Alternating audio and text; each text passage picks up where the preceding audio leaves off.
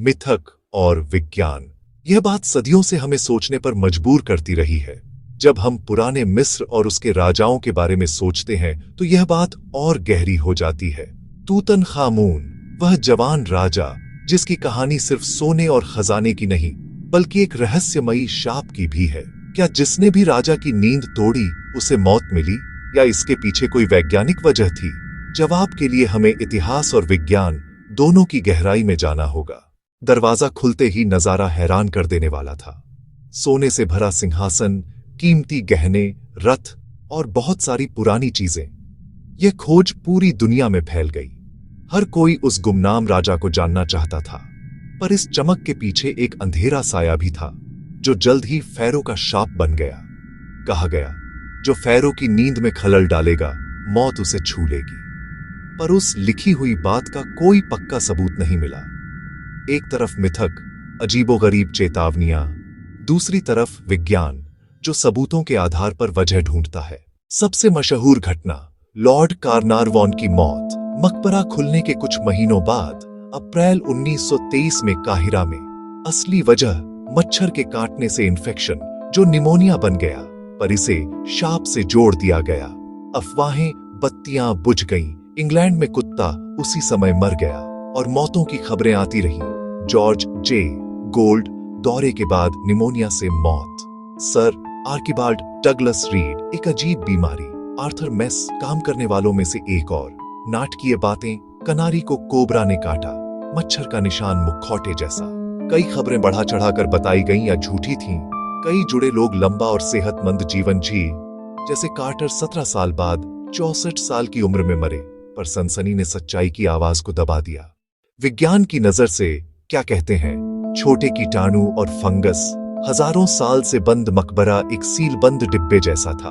अंदर की हवा, धूल, जैविक चीजें सब मिलकर खतरनाक। बैक्टीरिया और फंगस, एस्परगिलस के बीज सांस की नली में जा सकते हैं।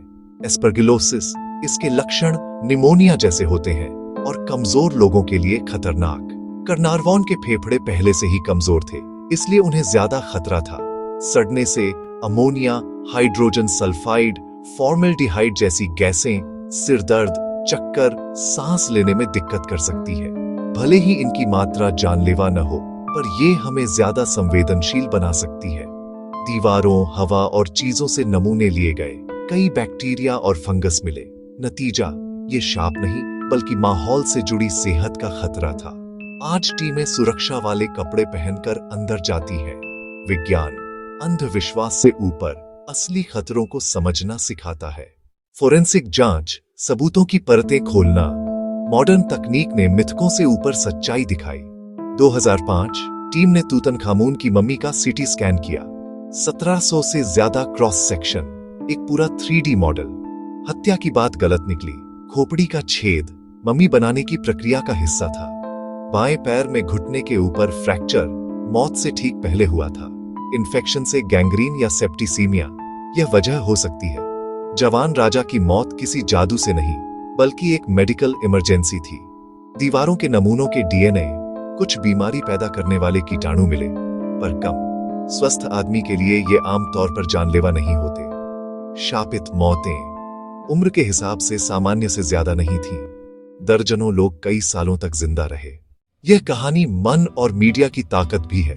युद्ध के बाद की दुनिया रहस्य और रोमांच की भूख थी। पुराने रहस्य, छिपा हुआ खजाना, डरावनी कहानी, सब एक साथ। अखबार वाले जानते थे डर बिकता है। पुष्टिकरण, पूर्वाग्रह। हम अपनी पसंद की कहानी के पक्ष में सबूत चुनते हैं। शाप को सही बताने वाली बातें याद रखी गईं और जो बात इसके खिलाफ थी उसे अनदेखा किया गया। औपनिवेशिक संदर्भ, सांस्कृतिक विरोध की परत भी थी। फिल्मों और उपन्यासों ने इस मिथक को लोगों के बीच फैला दिया। मिथक का सम्मान पर विज्ञान का सबूत, यही संतुलन जरूरी है। ज्यादातर घटनाएं इत्तेफाक, सेहत की दिक्कतें और मीडिया का बढ़ा चढ़ाकर बताना थी। छोटे कीटाणु असली हैं, सुरक्षा के नियम उनका समाधान है।